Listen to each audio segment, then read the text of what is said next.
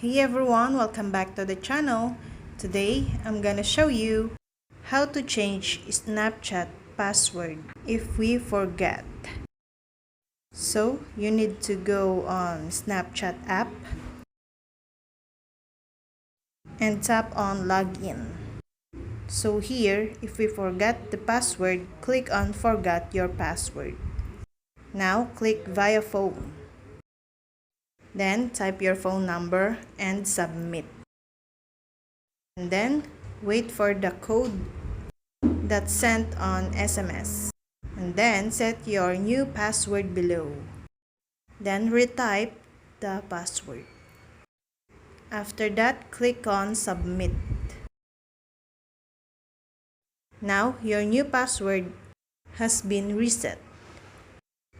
Type your password and click login. Now, turn on your camera on your Snapchat.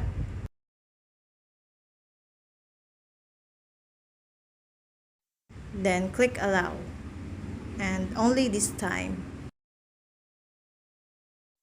Click allow again.